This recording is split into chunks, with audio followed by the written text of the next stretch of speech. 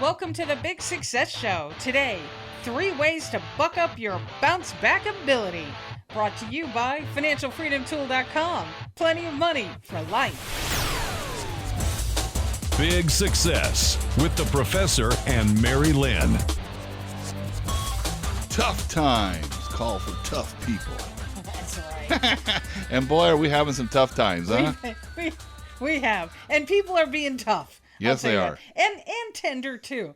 Tender to one another, helpful to one another, but tough and digging in and doing what we have to do. And, we really, truly are living in historic times. The economy's never been shut down in the way that it has been during this pandemic season. We're here in the middle, hopefully beyond the middle, but in the middle, or maybe even not to the middle yet, of COVID-19. But we're finding ways to get through it. And one of the big ways to get through it is eating comfort food. And one of the big trends is making homemade breads, like banana bread. And we've had quite a bit of banana bread, haven't we? We have. That's because you don't eat the bananas fast enough, Mary-Lynn. That's what I've concluded. But our show is not about food. Our show is about that entrepreneurial spirit, that entrepreneurial mindset. And entrepreneurial brain food. Yes, that's right. So that's what we're going to talk about today, because you need that brain food, right, in order to get through these tough times. Hi, my name's George Kruger. They call me the Professor. And I'm Mary-Lynn. And, there's a lot of talk now about what's it going to be when we return to normalcy? Mm-hmm. How is everybody going to bounce back?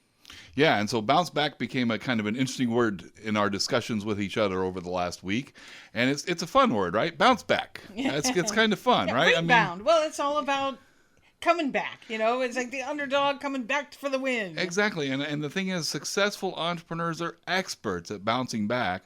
But more importantly, as we've talked about this, Mary-Lynn, we kind of thought, wow, there's actually another dimension to bounce back. And before I say it, though, I want to just give a little caveat here. If you're really depressed, if you're really feeling stressed, if you can't sleep at night because get professional help. We're talking at a level below that. We're talking about not so serious.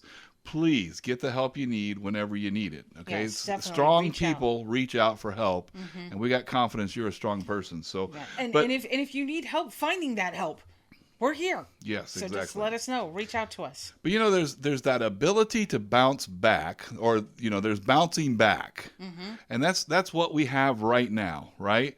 But then there's our bounce back ability. And kind of like in Stephen Covey's... That word has a fun bounce to it. It does. In fact, you were kind of bouncing your arm when you were saying it. You can't help but do it, right? Bounce back ability. Yeah. But, it kind of reminds me of the discussion in Stephen Covey's 7 Habits of Highly Effective People. He talks about, working on production, but then also working on your production capacity. And that by working on your production capacity, you're able to do more production. Well, this is kind of similar. We've got our bounce back ability, which allows us to bounce back from tougher and tougher and tougher times. And it's something we always want to be working on. And so we decided to make that the subject of our show today. Yeah, so how can you buck up your bounce back ability so that you can more easily endure even the toughest of times? Today we're going to share 3 ways. And number 1 is with optimism. And Mary-Lynn, I've always thought of myself as a positively real person. So I've got a little bit of optimism, but I also am a real world kind of guy. I'll deal with the facts as they are. But it's kind of interesting in studies. It shows that just unbound optimists tend to perform better than those of us who aren't just unbound optimists. And I find that kind of interesting. Just that constant, never give up. There's a pot of gold at the end of the rainbow. Keep chasing that rainbow. That kind of attitude actually pays off. Truly believing that there is good at the end of anything, whether it's a good situation, a bad situation, that there's always something good that comes from everything. Yeah, and I think it starts with hope, right? Because if we don't have hope, we have nothing. Yeah. You can't get out of bed in the morning if you don't have hope. You can't keep pushing on. You can't keep getting done what you need to get done. You can't keep facing obstacles. Hope keeps your spirit alive. Exactly right. So hope is absolutely essential, and it's kind of the first kind of word in the continuum, I guess. And then we move from hope to now, let's quit hoping. Let's start believing. Let's believe we can do this. And, this is the B in Big Success is all about believing. Big Success is believing, implementing, goal-getting, giving back success. It starts with believing. You got to believe you can do it or you can't. You got to believe in yourself. You got to believe in key people around you. You have to believe you deserve. You have to believe you deserve to have a good outcome. And we feel like you got to believe in God. You got to believe in something bigger than yourself. Because you can't do it all. And you can't do it alone. So we move from hope to believing, and then when the magic happens is when the believing turns to trust. I trust that I can do this. I trust that I can be a better person. That I trust that I can grow my business. It allows you to walk confidently. Exactly right. And once again, I trust in God, or a higher power. I trust that the universe is coming together to give me what I deserve, And to give me what I need in order to be able to do what I'm supposed to do. Yeah. And so in the end, the output of all this is optimism. So we go from hope to belief to trust. And now we can act and believe or be optimistic. All right, there's 2 more ways to buck up your bounce ability, plus 2 great stories to go along with those 2 traits. Stay tuned. They're coming up right after this word from our sponsor, financialfreedomtool.com. Plenty of money for life. Do you stress over money? Who doesn't? Let the Financial Freedom Tool ease your mind by pinpointing opportunities to improve your financial picture. Take control so you feel empowered to move ahead with confidence. Learn more at financialfreedomtool.com. Today we're talking about 3 ways to buck up your bounce back ability. And what is bounce back what is it? Bounce back ability. But what is it? It's the ability to bounce back. It's all about persevering, right? To be able to come back from any obstacle or anything that hits our way.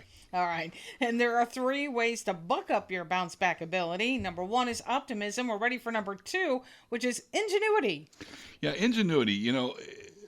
I remember a Bugs Bunny cartoon where the Wile E. Coyote, or Bugs Bunny is knocking on Wile E. Coyote's cave door, and he says, "Are you in, genius?" Wait, Bugs Bunny and Wile E. Coyote? I'm sorry. Yes, it was Bugs Bunny and Wile. So not the Roadrunner? Not the Roadrunner. Oh, this was. Are you in, genius? Are you in, capable? Are you incompetent? Are you in everything in? Right. So that's good. I just thought of that when you said ingenuity, Mary-Lynn. But what is ingenuity? Well, ingenuity, the way we like to define it is it's practical creativity that allows us to maximize or optimize our resource allocation. All right, let me just stop for a second. The practical creativity. I didn't think you were supposed to put any reins around creativity. Well, here's the thing. Practical creativity means it's useful, right? It can be used. Now, like we can look at a work of art, and by itself, it doesn't have like a lot of utility, right? I mean, it's not going to change the world per se. It may make us feel emotion and things that we don't feel otherwise, and that's its purpose. But I'm talking about creativity for business, creativity for your life, to run things better, to have things turn out better, to make things run smoother, right. To make improve your life, to have improve a better our life, to reach our, to fulfill our potential.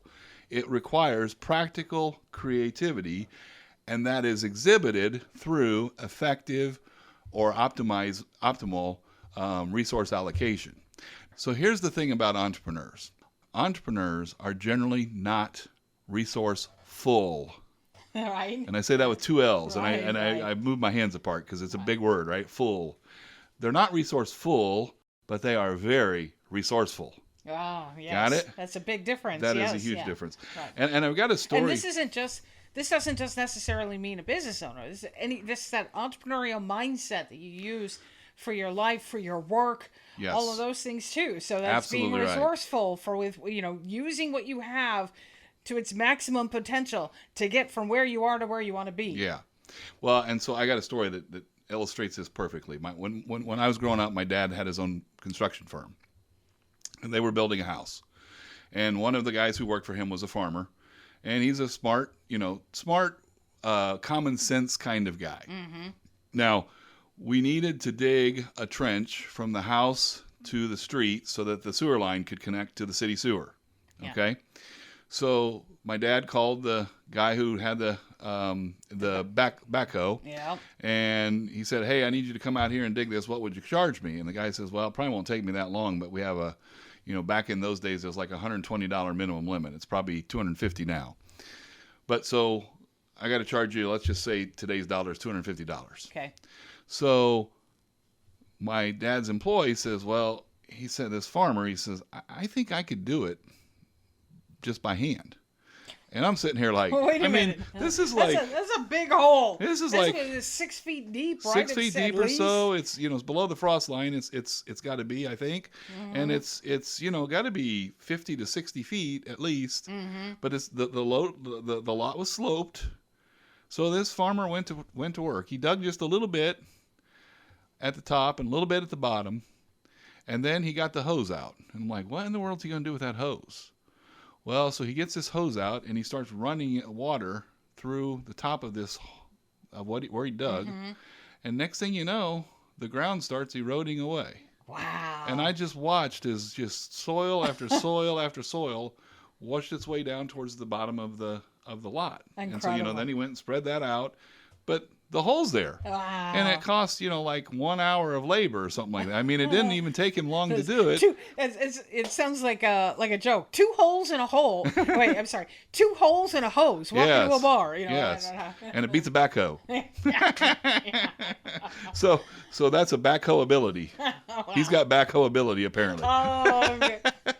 Sorry, I just thought of that, Mary-Lynn. Oh, my goodness. But this just absolutely amazed me, and it's also just a great example of how entrepreneurs are able to do things in many cases that they're right there. I mean, it's right for anybody to do, but because he knew the dynamics of soil erosion as a farmer, he understood what he could do with this in this situation. That's ingenuity right there. All right, so now we're going to move on to our third way to buck up your bounce back ability, and that is with resiliency. Yeah, and so resiliency we're going to define as creative. Notice the word creative, right? Entrepreneurship is very creative. It's creative perseverance. We can do a lot of things that aren't creative and don't allow us to persevere. But we have to oftentimes get creative about persevering. Yeah. Sometimes, though, it's just all about the heart of a champion. And here's the thing I think I want to, make sure that we all understand as we get ready to kind of close this thing out. This comes down to a choice. You have a choice to bounce back or not. And can I just say that bounce back doesn't necessarily mean in the same way. Correct. Right, because that's creative perseverance. Absolutely. Right? Yep. So it doesn't mean that you didn't bounce back if you can't open your business in the same way. Precisely. Or if you have to go, get a new job, or you want to change the commitments of your job after you've had some time away from having to go to the office every day. Yep. So, yes, absolutely. All of that. The way we live our life, the way we do our work, the way we run our businesses, it all is part of bouncing back. And so that we're not talking about, just a return to normal. It's hopefully an improvement from normal. Right. It's different from normal. And it may seem a little weird at first. We're talking about what's next. Exactly. We're moving on and hopefully moving up. And so here's the thing that just so important to understand is it all comes down to a choice. It's a decision.